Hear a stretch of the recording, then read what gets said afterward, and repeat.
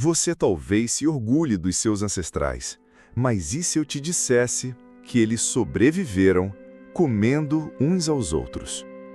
Isso não é um mito, não é um filme de terror, é história. Pessoas reais, fome real, escolhas reais. Em tempos de guerra, fome e colapso, quando o mundo ficou em silêncio, alguns humanos olharam para seus vizinhos, seus filhos, e viram comida. Não porque eram maus, mas porque não havia outra saída. Na Ucrânia, uma mãe cozinhou o próprio filho. No Japão, durante o cerco de Osaka, soldados mastigaram a carne dos caídos. Na Europa medieval, corpos eram moídos como remédio e vendidos como cura. E em diversas tribos ao redor do mundo, o canibalismo era sagrado. Era ritual, era medicina, era sobrevivência.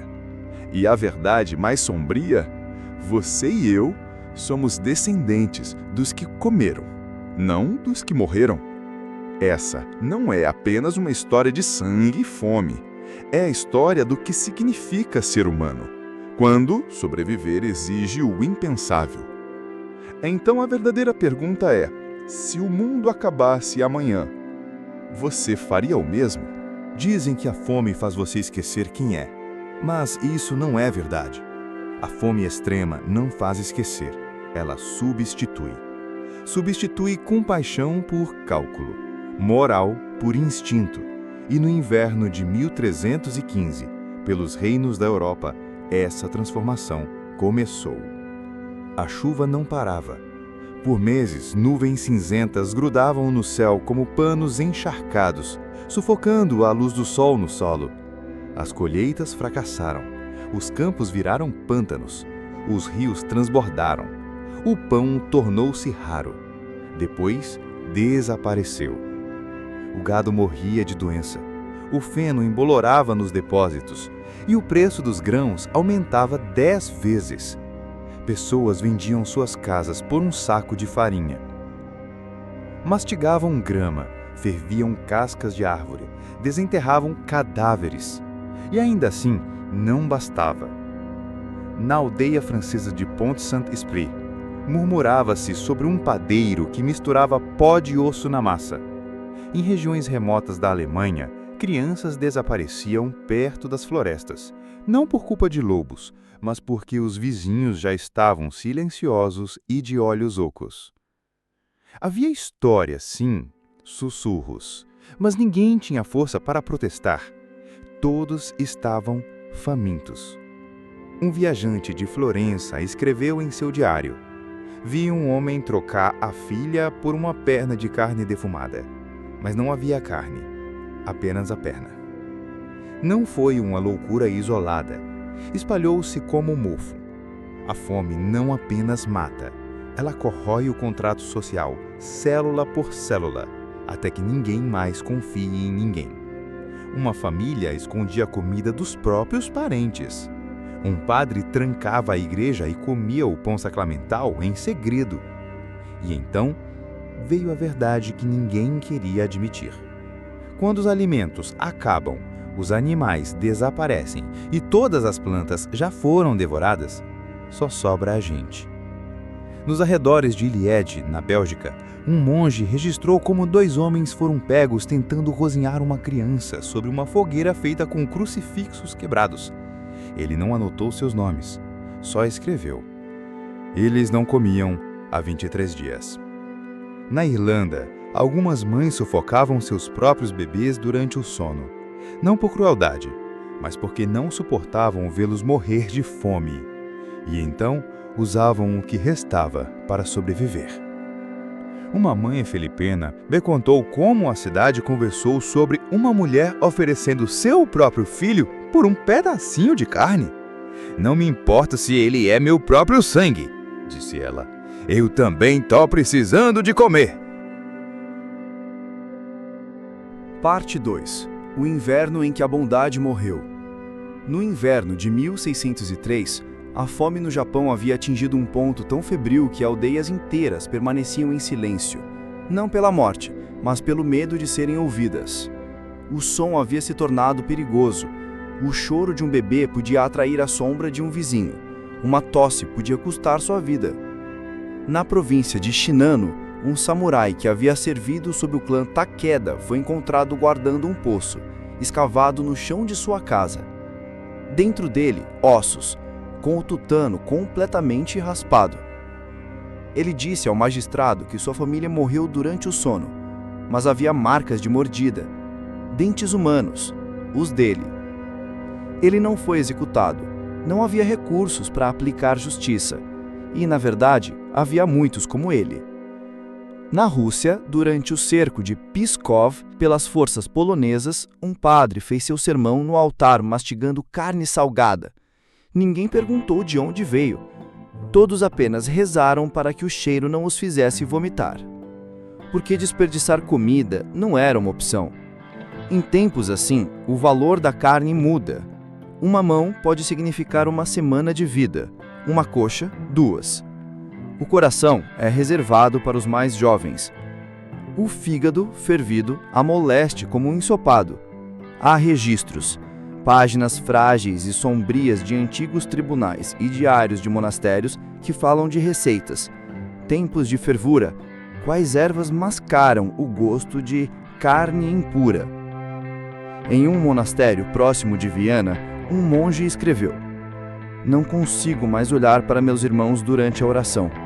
Os rostos deles me lembram carne. Perdoe-me, Senhor." A essa altura, a bondade era traição. Os que partilhavam morriam mais rápido, e os que viviam faziam isso não por força, mas por aprender a olhar para os outros e ver calorias. Isso não era selvageria, era sobrevivência, com regras reescritas. Aqui não há velões, apenas estômagos vazios, fogueiras apagadas e um silêncio que engrossa a cada pessoa desaparecida. Parte 3. Sobrevivemos, mas a que custo? A fome de 1709 varreu o leste europeu como uma maré negra. Dessa vez, não era só a fome, era o remorso, arrastado como fumaça depois do fogo. Na Polônia, uma mulher chamada Magdalena foi levada diante de um tribunal local. Ela sobreviveu ao inverno enquanto 10 outros em sua casa não encontraram ossos em seu fogão, pequenos, limpos, pequenos demais para serem de animais. Ela não confessou nada, e mesmo assim, ninguém teve coragem de executá-la, porque todas as pessoas naquela sala já haviam considerado fazer o mesmo. Ninguém disse em voz alta, mas os olhares se desviaram. Alguns a evitavam, outros a olhavam com uma inveja silenciosa. Quando finalmente veio o degelo e o trigo voltou a crescer, as pessoas retornaram aos campos, mas algo havia mudado. Aprenderam até onde estavam dispostas a ir, não em contos de fadas, não em terras distantes, mas em sua própria cozinha, com suas próprias mãos.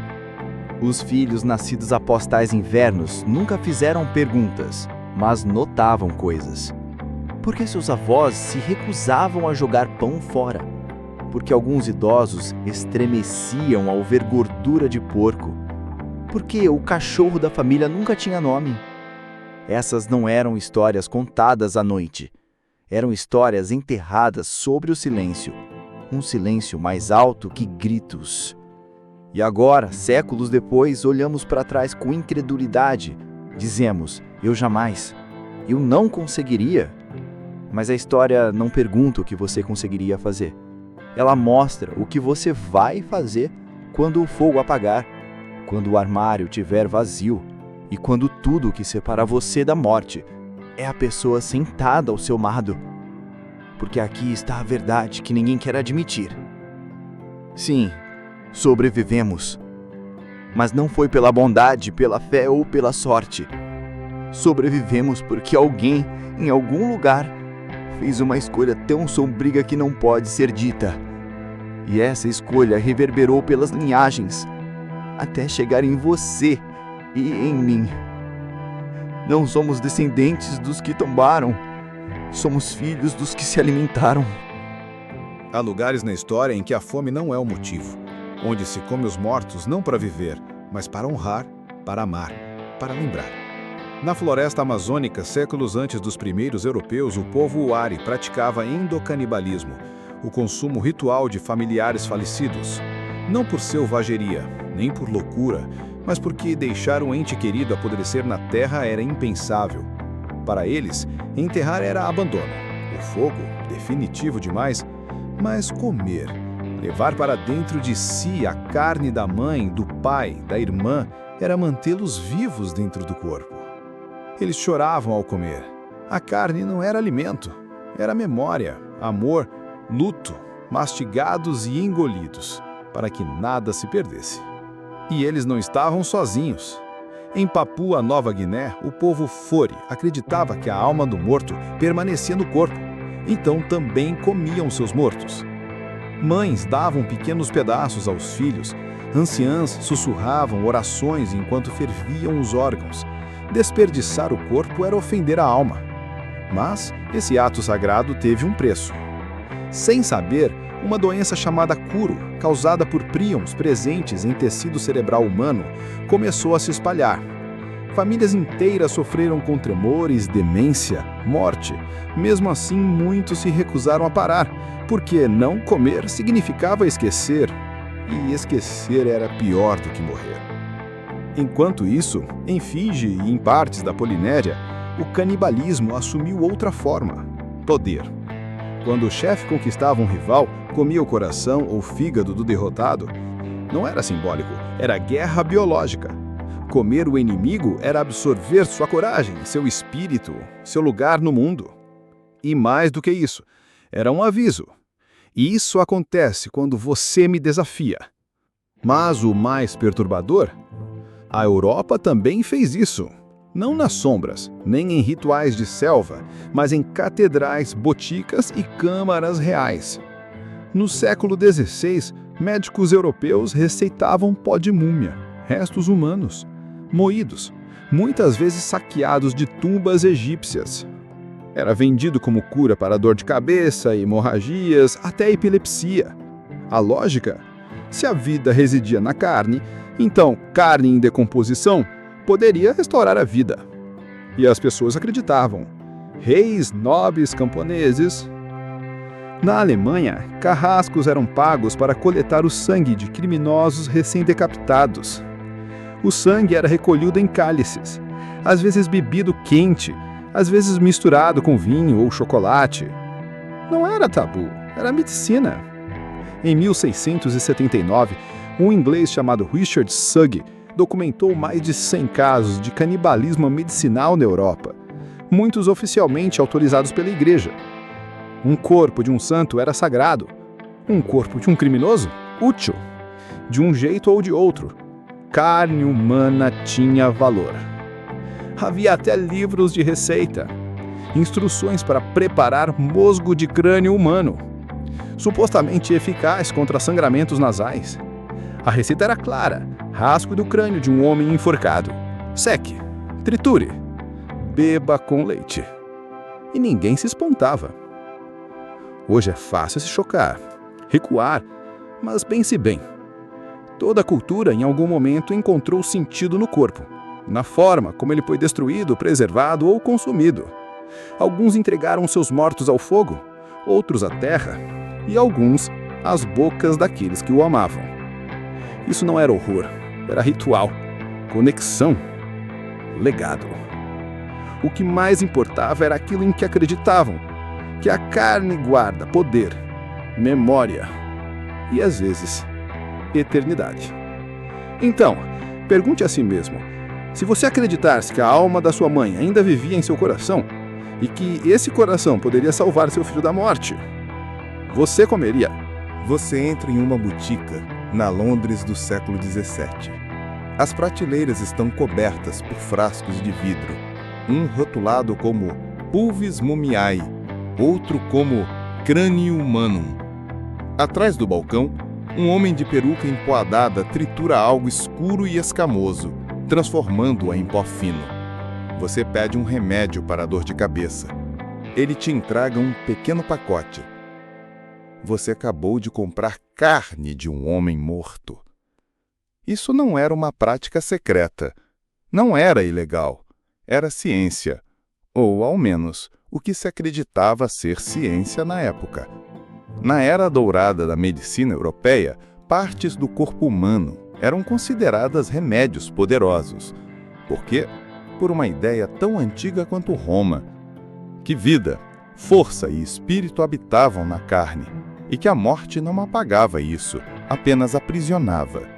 Se fosse possível aproveitar essa vida aprisionada, talvez fosse possível curar. Ou assim eles pensavam. Na França, médicos receitavam elixir de crânio, uma tintura feita a partir dos ossos de jovens que morriam violentamente. Quanto mais fresco o óbito, mais potente o remédio. Dizia-se que tratava epilepsia, derrames e depressão. Na Dinamarca e na Áustria, nobres esfregavam gordura humana em articulações doloridas. Na Espanha, múmia em pó era misturada ao vinho para dar vitalidade. Na Inglaterra, o rei Charles II tinha sua própria forma, as gotas do rei, feitas com ouro e raspas de crânio humano. Nem mesmo o Vaticano objetava.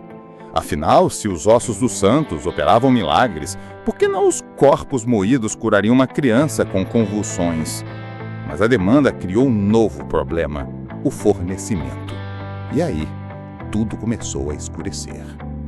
Ladrões de túmulos passaram a minar os recém-mortos, não por joias, mas por ossos e sangue. Boticas subornavam carrascos para receberem os corpos dos enforcados. Às vezes, pessoas iam a execuções com canecas, esperando recolher sangue fresco e quente. Não era só gente pobre, era todo mundo. Na Alemanha, mães davam aos filhos crânio triturado com mel para conter sangramentos nasais. Em Nápoles, a elite pagava fortunas por coração cristalizado, uma iguaria feita de órgãos de criminosos, secos e conservados em vinagre temperado. E se você não podia pagar pelo produto verdadeiro, comprava unha falsa. Geralmente carne de mendigos ou vítimas da peste, secada em forno e tingida de preto para imitar restos egípcios. Havia um mercado negro inteiro baseado em restos humanos.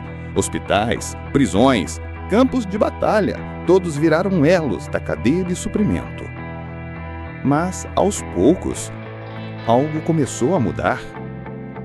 No fim do século XVIII surgiram os críticos.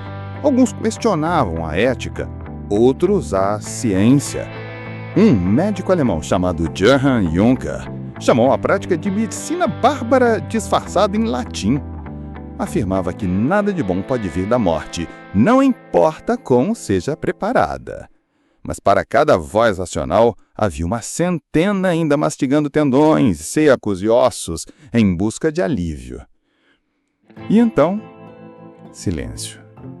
Novos medicamentos chegaram, compostos químicos, vacinas. A anatomia substituiu a alquimia. E com ela, os frascos de carne humana foram discretamente retirados das prateleiras, sem pedidos de desculpas, sem memoriais, apenas esquecidos. Mas a história lembra. Porque não foram selvagens de terras distantes. Foi a elite europeia, foram papas, reis, médicos, mães. E durante mais de 300 anos, todos concordaram. O corpo humano era remédio. Então, da próxima vez que alguém falar sobre história civilizada, lembre-se disso.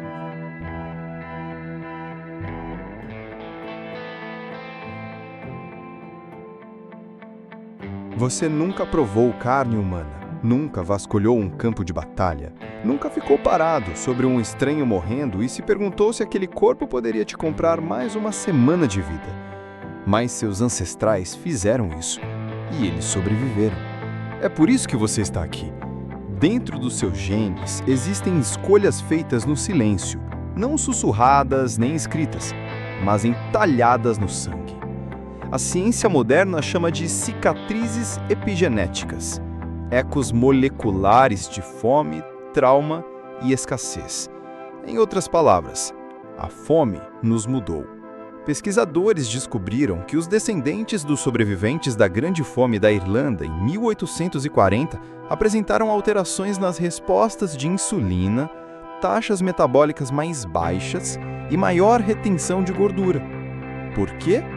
Porque seus corpos aprenderam e transmitiram isso adiante. Suas vontades, seu impulso de acumular, seu medo da fome, mesmo com a geladeira cheia, não são fraquezas, são lembranças que o seu sangue se recusa a esquecer. Mas vai além. Em 2016, um estudo mostrou que pessoas expostas a histórias de canibalismo, não ficção, mas relatos reais de sobrevivência, apresentaram níveis elevados de cortisol, como se parte do cérebro não tivesse certeza se aquele perigo já passou. O subconsciente não liga para a data, ele apenas sabe. Isso já aconteceu. Pode acontecer de novo. A fome vive também na cultura. Pense nos contos de fadas. João e Maria, engordados para o forno, a bruxa com fome de crianças, o gigante que sente cheiro de sangue de inglês. Essas não são só histórias, são avisos embrulhados em rima. Não confie na fome, não vire a refeição. Até nossas obsessões modernas ecoam o mundo antigo. Por que somos atraídos por séries de sobrevivência, ficção apocalíptica, histórias de isolamento e desespero? Por que assistimos pessoas comendo insetos, bebendo urina ou mastigando carne crua na TV? Porque, em algum lugar dentro de nós, uma faísca da mente antiga ainda se pergunta: eu sobreviveria? Eu faria o que eles fizeram? E talvez a resposta mais aterrorizante seja sim. Porque a sobrevivência não é uma história nobre, não é um arco limpo, com heróis e vilões. É concessão, é custo, é o silêncio depois que o fogo se apaga e a única coisa que sobra é outra pessoa. E ainda assim julgamos, dizemos, eu nunca faria isso, mas só porque ainda não foi necessário, por enquanto. Somos o resultado dos que fizeram o que precisaram, que enterraram a bondade sob cinzas, que alimentaram os vivos com os mortos e nunca falaram sobre isso novamente. Então, e agora? Seguimos em frente, civilizamos, refrigeramos e esquecemos. Mas dentro de cada coração humano, logo abaixo do verniz, sob os mitos, os valores e os mantras, dorme uma fome. E se as luzes apagassem amanhã, se as estradas fechassem, se as prateleiras esvaziassem e o céu se rasgasse em fogo, quem você se tornaria? Talvez não hoje, mas um dia. Porque a fome ainda vive em nós. Se essa história despertou algo em você, como o eco de uma fome há muito tempo esquecida, então curta e se inscreva. Porque certas histórias nunca devem ser enterradas. E ela lembra.